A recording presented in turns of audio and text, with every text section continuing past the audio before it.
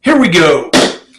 So I have got to get this out about 1791 gun leather, and it's probably going to blow your mind with the way things went down. Now, it's probably not that serious, but stick around to the end and we'll talk about it.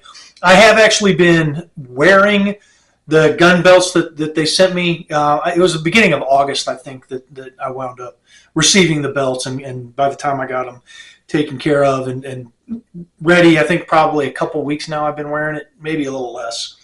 But quite the adventure with the belts themselves, and I think I talked about that, but in the sizing of it and just getting to know these belts. And I just went through and watched the setup and sizing on it again, and I don't know what kind of voodoo magic you got going there, Justin, but all right, and maybe it's me. It could be operator error. I'll own that one.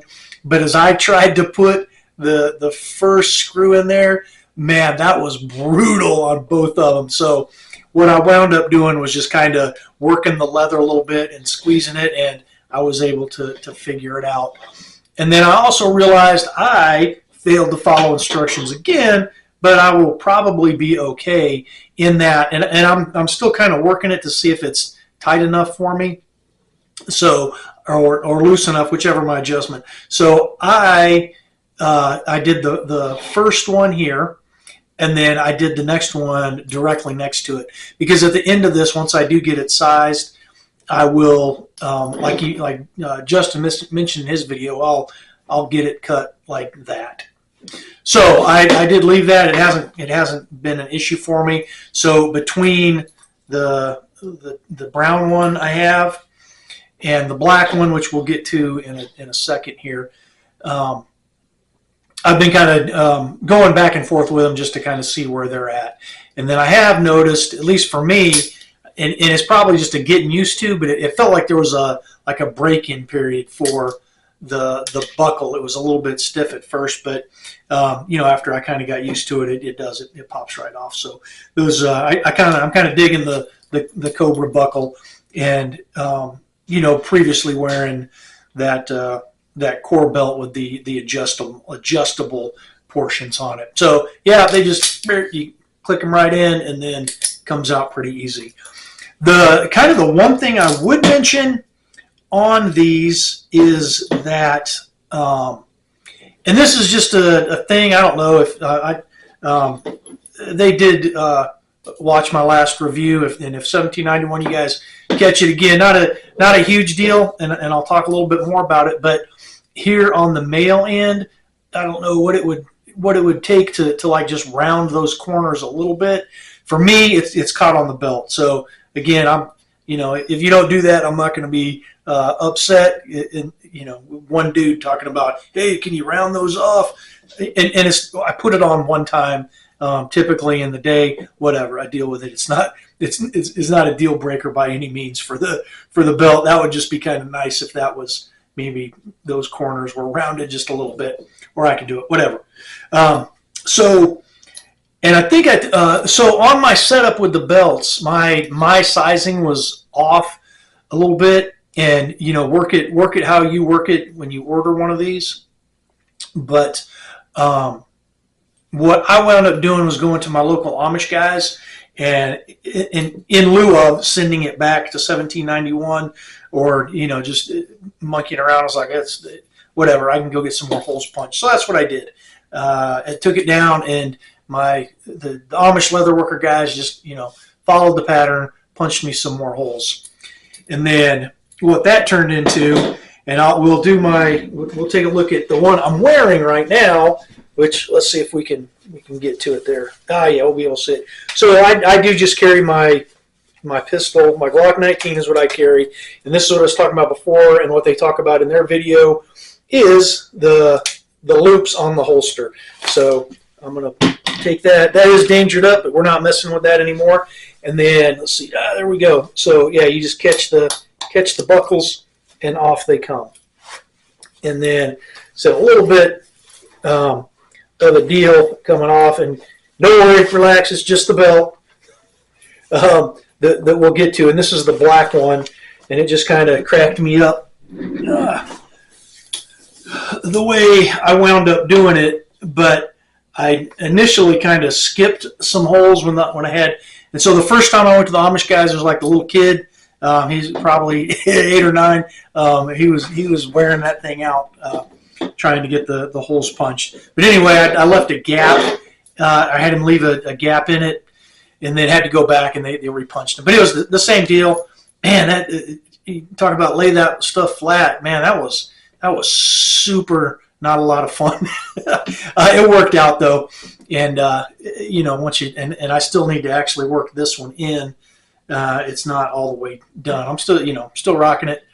And then I hadn't used a lot of or worn a lot of leather belts, but I understand it's just it's going to shape to my body, and it's a little more prevalent on this one if you can see it, because I have worn the brown one a little bit more. In fact, we'll kind of hold them up and you can see the difference in them. So just kind of a interesting setup. And then I will say they mentioned on the website that if there's any sizing issues to call them before you cut anything on it, which understandable. And like I said, I didn't. I chose to do what I did just because that's what I did, and it worked out. And even this, as I'm looking at them now, and I think it's just because of they're forming about the same. So they actually, the brown belt is actually just a little bit longer than the black one, but they work out all right. And then I talked before about the kind of the sizing of it, and the reason behind me liking the adjustable is because if you're going without your blaster or whatever other gear you carry, tighten it up, or we have the fat day or the dehydrated day. But what I found is it's actually it works out. I sized it fairly tight, not like uncomfortable, but I can still comfortably wear my Glock. And I don't carry anything on the inside other than that pistol. So I just have that little bit of space to make up for. And then when I take it out, it's fine. So that has kind of been a non-issue is where I'm going with it. So I think that was, I think that covers it. Like I said, I just wanted to hit that and just know, you'll have to work through that, but how many times are you going to put your belt on and off in a day? Just if I want to provide feedback to like a correction there, that's what I would do. Yeah. So overall, I'm kind of, like I said, a couple weeks into switching in and out on these buckles, and that issue I thought I had turns out to be a kind of a non-issue. So I'm pretty excited to keep wearing them. I'll, like I said, we'll get farther down the road. I wanted to go ahead and do this kind of the initial take, so it's all fresh, and let you guys know what to kind of expect with them. And then, I think had I contacted them and be like, hey, my measurings were off, I kind of get the feel, look at the website, and having met Justin, that they probably would have just, hey, send those back. We'll send you different sizes, but that's on me. So now the big reveal on this, or the misinformation, the correction information, and I'm not sure. I probably heard this wrong, but as it turns out, and I'll make sure I get it right. I'll go right off the text. But so I flip-flopped the leather and the production. So the leather comes from the United States, but the belts are manufactured at the plant in Mexico. So just for those of you that, and like myself, I am looking for U.S.-based products. I understand we may not always get it that way, but in this particular case, at least, materials are coming from the U.S. and it's, put together in Mexico. I'm not going to fault those guys for probably burdensome government regulations that that they send it to Mexico to get made. At least it's not China. So there is that. The buckles, I don't know. I'm reasonably sure they would call and tell me, or if I were to send it, oh, they got a patent somewhere on these things. But I'm sure they would let me know if I were to dig a little bit. I haven't. Maybe I will. Maybe I won't. Who knows? So, but that is just wanted to clear that up and let everyone know that I reasonably sure that I messed that up. And so cowhide comes from the U.S. and then they're put together in Mexico. Is what it is. Like I said, overall, I'm digging the belt. They're pretty good. So there is that. Like I said, we'll wear them a little bit longer and probably get you maybe one more out there. Again, if you're wearing a Cobra, if you're wearing any other belt, drop a comment. Let us know.